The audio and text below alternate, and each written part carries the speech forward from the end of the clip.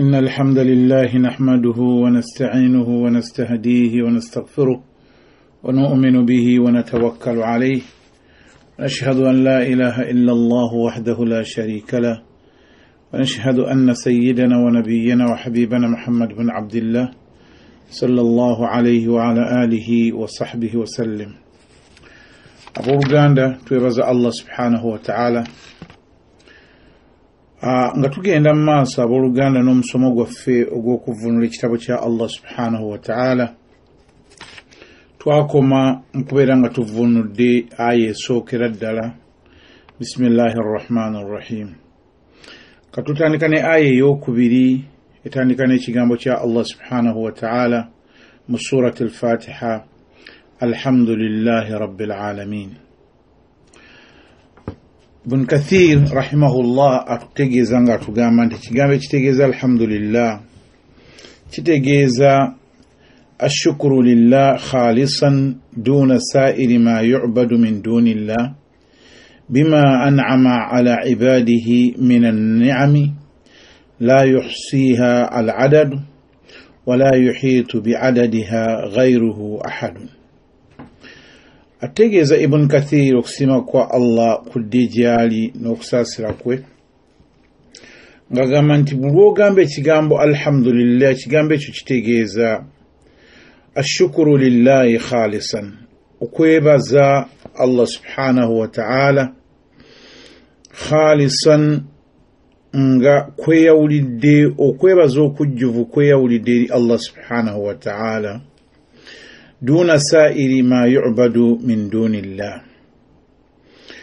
nga kweyawulidde okubeera nti tewali kyandibadde kisaana kubeera nti kyebazibwa mu ebyo ebisinzibwa byonna ebitali Allah subhanahu wa ta'ala, olw'ensonga bima an'ama ala ibadihi,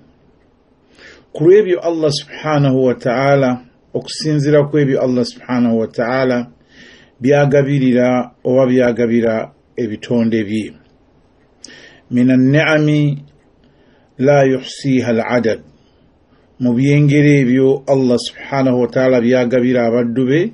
la yuhsiha al-'adadu, ebitamanyikiddwa muwendo gwabyo,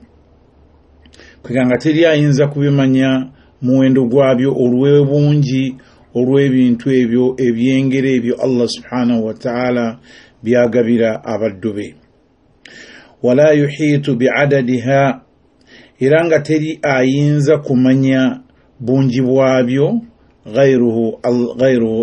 ghayruhu atali Allah subhanahu wa ta'ala. Ibn Kathiri waba ategeeza mu kunnyonnyola ekigambo kino nti buli lw'ogamba alhamdulillah oba weebazizza Allah subhanahu wa ta'ala nga olw'okubeera nti Allah subhanahu wa ta'ala yeetaaga okumwebaza ku bumu bwe awatali kwebaza bintu birala bisinzibwa ebitali Allah subhanahu wa ta'ala, ku lw'ebyengere ebyo Allah subhanahu wa ta'ala byagabira abaddu be mu byengere ebyo ebitabalibwa etali ayinza kubibala ebyengere ebyo byonna Allah subhanahu wa ta'ala byagabira abaddu be. Allah subhanahu wa ta'ala atutegeeza mu vaasi emu ng'atugamba wa in ta'uddu ni'matallahi la tuhsuha innal insana la zalumun kaffar, ate mu aya endala agamba inna Allaha laghafurur rahim, nti singa ogezezzaako okubeera nti obala ebyengera bya Allah subhanahu wa ta'ala ebyagabira abaddu be bye yatugabira, la tuhsuha, tosobola kubimalayo olw'obungi bw'ebyengere ebyo Allah subhanahu wa ta'ala byatuwa byawa abaddu be, tewali ayinza kubeera ng'agezaako okubeera nti abimalayo ebyengera bya Allah subhanahu wa ta'ala. Ekyewuunyisa baganda bange, ebyengere ebyo tuyinza okubeera nga ebimu tetubitwalira mutawaana. Mathala Allah subhanahu wa ta'ala olunaku okuva lw'ozuukuka mu buliri, okuva lw'ozuukuka ogenda okutunuulira ng'oli mu byengera bya Allah subhanahu wa ta'ala. Mmwe abampuliriza, just okumpuliriza obuwuliriza okozesa byengera bya Allah subhanahu wa ta'ala, Allah akutaddeko amatu n'akuwa amagezi owulira n'otegeera n'osunsula ebyo byonna byengera bya Allah subhanahu wa ta'ala okubeera nti osalawo n'oga nti ngenda kuwuliriza ekyo kyokka amagezi ago Allah subhanahu wa ta'ala gaba akuwadde ebimu ku byengera bya Allah subhanahu wa ta'ala okussa gwe kwossa atanaffusi bw'ozuukuka ku makya n'ozuukuka n'obeera ng'otandise okussa nga nabbi sallallahu alaihi wasallam waatuyigiriza ng'ovudde mutwe alhamdulillahi alladhi ahyani alhamdulillahi alladhi ahyani ba'da ma amatani wa ilayhi an-nushur aw kama qala alayhi salatu wassalam newebaza Allah subhanahu wa ta'ala olakujje mutwe n'akuwa obulamu ebyo byonna byengera bya Allah subhanahu wa ta'ala byatandika okubeera ng'abikulaga okuva ku makya okutuuka obudde okuziba okutunula kwotunula okuwulira kwowulira okutegeera okukwotegeera ebyengera ebiyitirivu bye tumanyi n'ebyo bye tutamanyi ebyengera ebyo bye tulabako n'ebyo bye tutalabako ebyengera byonna bya Allah subhanahu wa ta'ala yabitussaako n'abeera ng'abitukoledde abituwadde n'okubeera nga gwe wennyini weetunuulira mu bulamu obwo Allah subhanahu wa ta'ala engeri gye yakkola waliwo ebyengera byo ebintu by'olabako ebyo ebiri ku mubiri gwo ebiri wabweru w'omubiri gwo ebyo obiraba ate nga waliwo n'ebiri munda abamulama batugamba nti ebiri munda bye bisinga obungi okusinga ebiri kungulu Allah subhanahu wa ta'ala tusaana tumwebaze Ibn Kathir atutegeeza nti bw'ogaa nti alhamdulillah oba otuukiriza ebigambo bino byonna okubeera nti weebaze ebyengera bya Allah subhanahu wa ta'ala wa min ni'amihi albatina ne mu byengera bya Allah subhanahu wa ta'ala byatuwa nga ffe abantu mulimu ebyo ebiri munda mathala an-nafs ng'omutima gwo okubeera nga yatataharraka gukuba enkya n'eggulu tolina amasannyalaze mu mubiri gwo tomanyi gye gava kugamba entambula y'omutima gwo entambula y'ebyokulya by'olya engeri gy'ossaamu engeri gy'omukolamu movement obwongo obutegeera ebyo byonna byengera bya Allah subhanahu wa ta'ala idhan bw'ogamba nti alhamdulillah oba weebazizza ebyengera bya Allah subhanahu wa ta'ala tubeerenga tujjukira nnyo Allah subhanahu wa ta'ala ebyengera ebimu tubikozesa mu kubeera nga tumwebaza Allah subhanahu wa ta'ala kubamu ekifaananyi ng'oli mu kujeemera Allah subhanahu wa ta'ala ng'ate okozeseera ebyengera ebyo bye yakuwa ebiyungo Allah subhanahu wa ta'ala bye yakuwa naye ng'oli mu kumujeemera Allah subhanahu wa ta'ala kati ebintu ebyo ebimu tubiraba naye tetubiisaako amaaso naye bw'aba nga Allah subhanahu wa ta'ala bw'atugambye wa in ta'uddu ni'matallahi la tuhsuha ddala bw'obanga otandise okubala ebyengera bya Allah subhanahu wa ta'ala tosobola kubimalayo otubeera buli wonna wootambulira Allah subhanahu wa ta'ala atukuuma mu ngeri emu oba endala okubeera nti Allah tubeera tuli mu byengera bya Allah subhanahu wa ta'ala mwe tutambulira mwe tuwugira tutwale nti owuga buwuzi oli mu byengera bya Allah subhanahu wa ta'ala gwe wennyini akozesa ebyengera bye gwe wennyini agenda gye biri gwe wennyini ava gye biri adda gye biri byonna otambulira mu byengera bya Allah subhanahu wa ta'ala oli wansi w'eggulu ya Allah subhanahu wa ta'ala oli waggulu w'ensi ya Allah subhanahu wa ta'ala olya ebyo biva mu ggulu n'ebyo ebiva mu nsi ebyo byonna byengera bya Allah subhanahu wa ta'ala Allah subhanahu wa ta'ala kyava atugamba Ibn Kathir atuleetera vaasi endala ng'atugamba nti wa asbagha alaykum ni'mahu dhahiratan wa batina nti Allah subhanahu wa ta'ala n'abafukirira ebyengera bye dhahiratan ebyo ebiri kungulu bye mulabako wa batinatan n'ebyo bye mutalabako kwegamba Allah subhanahu wa ta'ala atuwadde ebyengera mu ngeri emu oba endala tusaana tumanye nti Allah subhanahu wa ta'ala buli wodda wonna oba otambulira mu byengera bya Allah subhanahu wa ta'ala kyava atugamba Ibn Kathiri wa huwa alladhi yastahiqqu bilhamdi eyo akakatibwako okubeera nga tumutendereza nga tumusuuta Allah subhanahu wa ta'ala wa shukrun khalisan n'okubeera nga tumwebaza olw'ebyengera ebyo Allah subhanahu wa ta'ala biyatuwa n'olw'ensonga eyo watugamba walidhalika la yambagi an la yushkaru ghayruhu tekigwana ku mwana Adamu okubeera nga yeebaza atali Allah subhanahu wa ta'ala lwa nsonga ki wa yakunu shukran lillahi khalisan duna sa'iri ma yu'badu min dunihi okubeera nga okwebaza kwe kweyawulidde eri Allah subhanahu wa ta'ala awatali kwebaza bitonde birala byonna ebyo ebisinzibwa ebitali Allah subhanahu wa ta'ala kulw'ensonga bima an'ama li'ibadi tabaraka dhul jalali wal ikram kwebyo kulw'ensonga ebyo ebyengera Allah subhanahu wa ta'ala byagabira oba byagabira abaddu be. Ensonga ey'okubiri ku nsonga ku kigambo kya alhamdulillah atugamba yaqulu Ibn Kathir rahimahullah okusaasira kwa Allah ku dijjali atugamba alhamdu walakad ishtuhira inda kathiri min alulama tekigambo ekyo kiyitibwa alhamdu kyanyonyolwa oba kyategeezebwa oba kyayanjuluzibwa inda kathiri min alulama okuva eri mu bamanyi aba almutaakhirina abajja oluvannyuma. Idhan ekigambo ekyo okubeera nti Ibn Kathir yakitunyonnyola alhamdu okutendereza Allah subhanahu wa ta'ala. Kati Ibn Kathir atuleetera nokta zino ensonga zino olw'ensonga nti ayagala atunnyonnyole alhamdu okutendereza okwo Allah subhanahu wa ta'ala ne bamufassiri bayogera ki ku nsonga kigambo kino alhamdulillah. Ibn Kathir atunyonnyola ensonga eyo li'annahu olw'ensonga naqila qabla al-imam al-mufassirin naqala qawlu al-imam al-mufassirin yannyonnyola oyo omu ku bakulembeze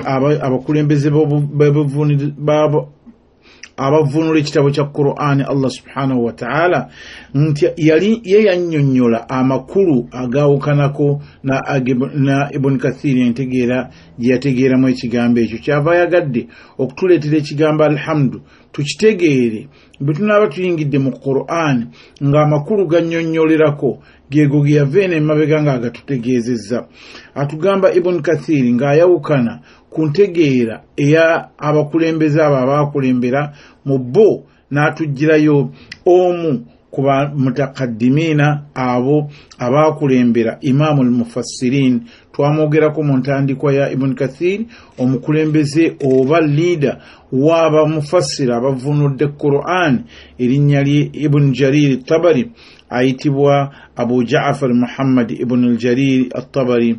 mu kitabo kye kiyitibwa Jami'ul Bayan fi tafsir al-Qur'an.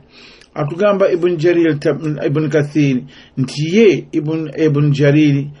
oba Abu Ja'fari amakulu g'ekigambo alhamdulillah yakireeta nga akitegeeza mu ngeri bweti. Yaqulu agamba Ibn Jarir nti alhamdu wa shukuru amakulu ge gamu. Ogamba nti alhamdulillah atenderezebwa Allah subhanahu wa ta'ala n'okugamba nti shukuru okwebaza Allah subhanahu wa ta'ala ye Ibn Jarir ategeeza nti byombi bitegeeza amakulu ge gamu. Naye Ibn Kathir rahimahullah atugamba nti ye ayawukana ku ntegeera oba ku nnyinnyonnyola eya Abu Ja'far Muhammad Ibn Jarir kwega n'ayagala atuwe ekifaananyi kyategeeza mu kubeera Allah subhanahu wa ta'ala kye yategeeza mu kigambo alhamdu. Agamba nti amina almutaqaddimina Ibn Jarir yagamba inna alhamda mazima ekigambo alhamdu kitegeeza huwa thana kukwe kutenda bilqawli n'ebigambo ng'otenda Allah subhanahu wa ta'ala ng'omutendera mu bigambo oba ng'otenda ekintu kyonna kyonna kasita ogamba alhamdu oba otenda ekintu kyonna ng'otenda bisifaati almutaaddida au absifati lazima. Ebigambo ebyo bibiri birina enjawukana, birina amakulu maawukamu. Nga kyagenda okutegeeza mu kyo tugenda kukiraba wano mammange kitegeeza mutaaddida n'ekigambo lazim. Washukuru la yakunu illa ala mutaaddida. Nti n'okubeera nga kwebaza kati ye Ibn Jarir agamba nti shukuru kwebaza tekubeerawo okujjako nga kubeera mu kigambo oba mu bikolwa almutaaddiya. Ebikola ki ebirabika nti tebijja ku kintu kimu wabula mutaaddiya ebisukka ku omu ne bibeera nga bigenda mu maaso nga bwe tugenda okukinnyonnyola wano wammanga. Kati Ibn Kathir rahimahullah atunnyonnyola n'agamba nti asifa ebitendo eby'okwebaza oba shukuru byawulwamu emirundi ebiri. Omutendo ogusooka alqismati alula omutendera ogusooka almutaaddiyatu aw lazima kwe kubeera nti bw'obanga weebazizza ekitende ekyo ky'okoze eky'okwebaza kiyinza okuva ku ggwe ne kigenda ku kintu ekirala oba lazima ne kibeera nga kiri ku ggwe kebeerenga ibaada ng'eyo nga bwe tugenda okukiraba. Kitegeeza ki almutaaddiya? Kitegeeza hiya allati mutaaddi naf'uhu ila ghayri, kyekyo ekiva ku muntu ne kibeera nga tekigenze ku muntu omulala. Mathala agenda kutuwa wano ekifaananyi ekitende ekyo okukibeera ng'okyogedde alhamdu atuwa ekifaananyi n'atugamba mathala ng'okusoma Qur'ani. Bw'obanga osomye Qur'ani nga ggwe ng'ogyosomedde ekyo kiba kitendo nga kidda n'empeera z'okikozeemu oba ibaada eyo ng'ogikoze ng'edda omugaso gwayo nga gudda ku ggwe wekka. Bw'oba osomye Qur'ani oyinza okubeera ng'ogisomye ku lulwo wokka. Ate bw'obeera ng'eri mutaaddiya ekitegeeza nti osomye Qur'ani ate n'ogisomesa omuntu omulala. Kati abamanyaawo bwe baava Ibn Jarir at-Tabari ne Ibn Kathir awo baayawukanya ku kigambo alhamdulillah n'agamba nti basooka ne beebuuza kati abamanyi bonna okutwaliza awamu bagamba nti ekikolwa ekirabika nti kiri mutaaddiya n'ekikolwa ekiyitibwa lazim kiriwa ekisinze empeera obungi. Bagamba nti abamanyi bonna beegatta nti alfi'il oba as-sifati al-mutaaddiya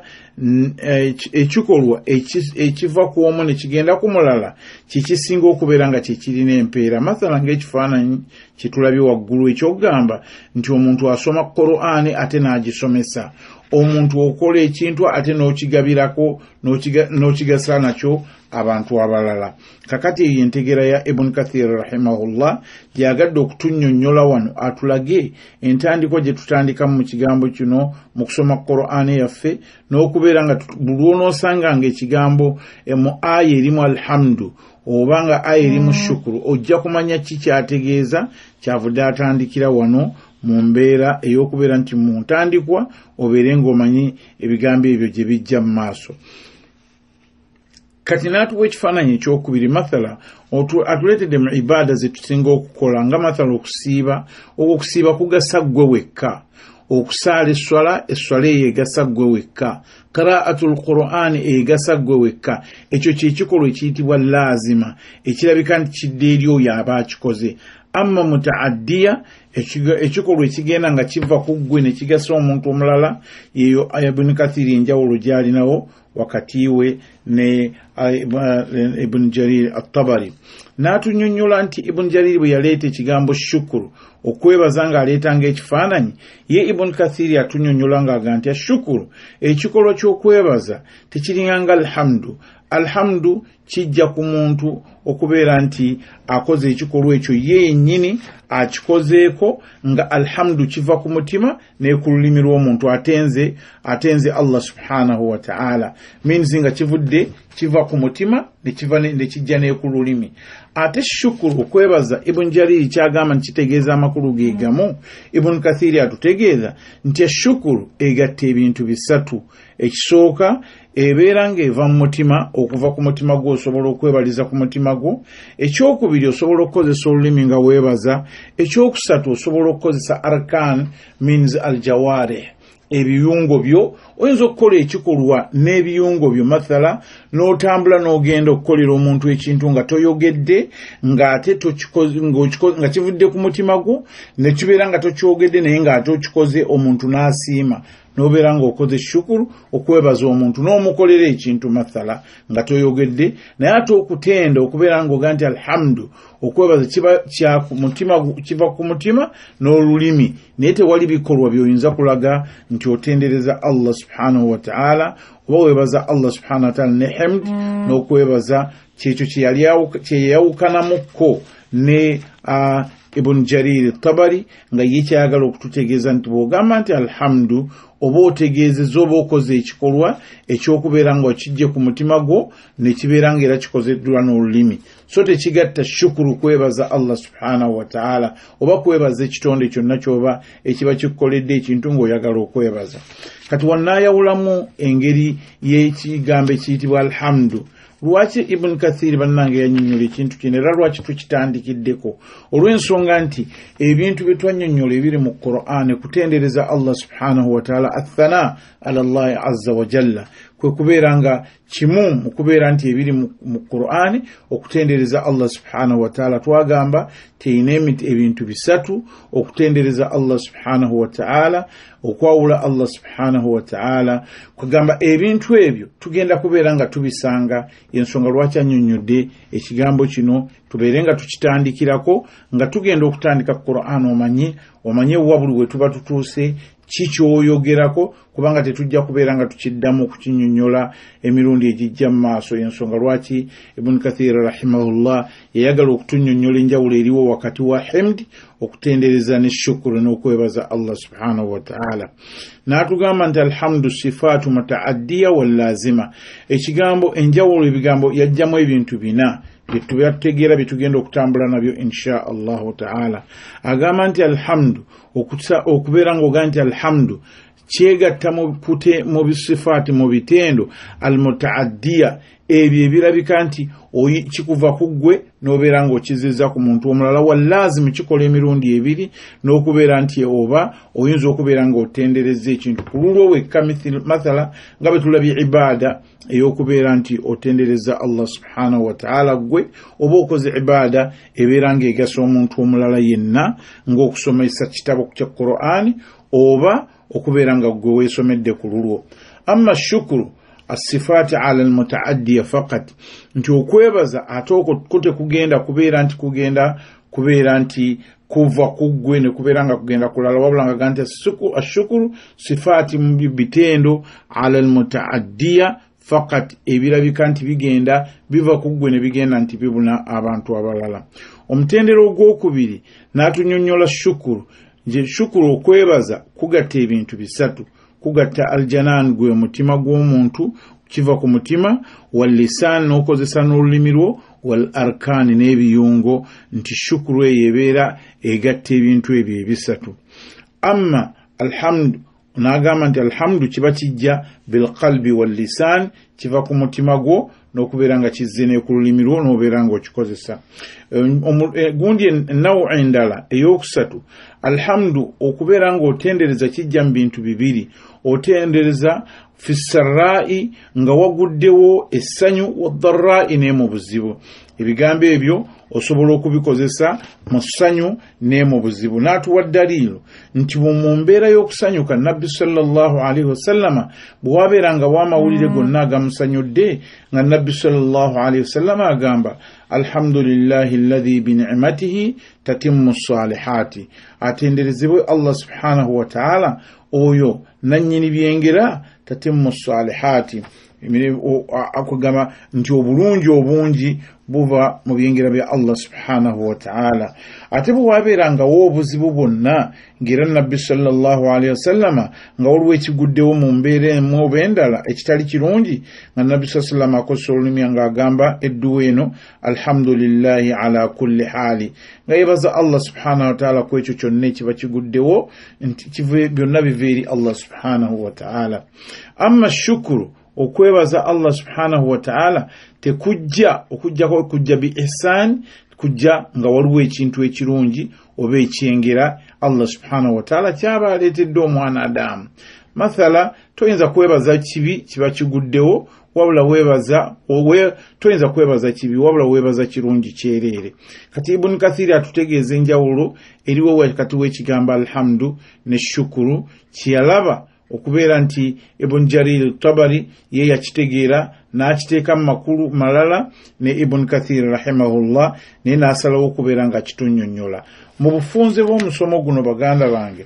kyayagadde okujjamu Ibn Kathir rahimahullah agadde okututegeeza nti bwe tutandika ekigambo alhamdulillah tutegeere ekyo ekigenda mu maaso nti ekigambo ekyo ohiya kigambo kigasa kubeera ng'otendereza Allah subhanahu wa ta'ala ng'omutendereza Allah subhanahu wa ta'ala so togassa ebintu bibiri oba teweebazizza wabula oba otendereza butendereza Allah subhanahu wa ta'ala nga kyawukanako nekya Ibn Jarir at-Tabari nga baga nti alhamdu kitegeeza kutendereza kitegeeza nakwebaza Allah subhanahu wa ta'ala. Kati enjawulo Ibn Kathir yayagadde tutegeeza naye bw'abadde amaliriza nga atugamba nti omwana Adamu buli lw'ogamba ekigambo alhamdulillah oba omaze okubeera nti ogambye ebigambo bino weebazizza Allah subhanahu wa ta'ala n'omwawula ku bitonde byonna ebyo ebisinzibwa ku bintu byonna ebisinzibwa. Buli oyingira mu sola n'ogamba ekigambo kya alhamdulillah, buli obeera ng'olina ekintu ekikutuuseeko oba olina ekintu ky'ofunye n'ogamba nti alhamdulillah. Kati ekutandika mu vaasi eno Allah subhanahu wa ta'ala okumwebaza, Ibn Kathir nga bwe yatugamba mu ntandikwa nti Qur'an eno yatandika na himdi na kutendereza Allah subhanahu wa ta'ala. Allah subhanahu wa ta'ala okubeera ng'omwebazizza n'omwawula ku biri byonna byonna duna sa'iri ma yu'badu min dunillah, olwansonga ki bima an'ama ala ibadihi, kwebyo Allah subhanahu wa ta'ala ebyengero ebingi byakoze eki byakugabidde era byagabidde abaddu be min an-ni'ami la yuhsiha al-adad, mu byengero ebyo bitasobola kubalibwa oba awatali muddu wa Allah yenna asobola kubeera nti asobola okubibala. Ate wala yuhitu bi'adadiha ghayru ahadun, ate nga tewali amanyi bungi bwa byengero ebyo. Ibn Kathir atunyola nti tewali muntu yenna amanyi bungi bwa byengera Allah subhanahu wa ta'ala byateekerateekera abaddu be. Buli ogamba ekigambo alhamdulillah jukira nti okigambye ku makya, n'okigamba ku dhuhuri, n'okigamba ku asiri, n'okigamba ku magharibi, n'okigamba ku isha, abaffe Allah subhanahu wa ta'ala oba omutendereza mu butuufu bw'okumutendereza n'okubeera ng'omwebazizza n'okubeera ng'ozizzaayo okutendereza kuwoteeka okubeera nti Allah subhanahu wa ta'ala yakkola ng'ekikukozesezza kubeera ng'osinza Allah subhanahu wa ta'ala. N'olw'ensonga eyo Ibn Kathir n'amaliriza ng'agamba mu paati ya vaasi eno nti jjukira nti ebyengera Allah subhanahu wa ta'ala byonna byakugabira byolabako ne byotalabako olina okubeera nti omutendereza Allah subhanahu wa ta'ala. N'olw'ensonga eyo baganda bange aya yeesoose gye tusoose okunnyonnyola oba ekigambo ekyo ekisoosemu alhamdu bwe tugenda okutambula bwe tutyo mpola mpola naye nga tutegeera amakulu g'ebigambo nga Ibn Kathir rahimahullah bwe yatulaganyisa okutunnyonnyola kimu ku kimu. Insha Allah tuganyulwe mu kigambo ekyo ky'ogamba n'osoma vaasi eyo esooka alhamdulillahi rabbil alamin, oba omaze okutendereza Allah subhanahu wa ta'ala mu butuufu bw'okumutendereza era oba osaana empeera okuva eri Allah subhanahu wa ta'ala. Tusaba Allah subhanahu wa ta'ala akkirize ebigambo ebyo ebitono bituwulidde ate tubeere nga tubissa mu nkola nga tuyitiriza okutendereza nnyo Allah subhanahu wa ta'ala. Walhamdulillahi rabbil alamin.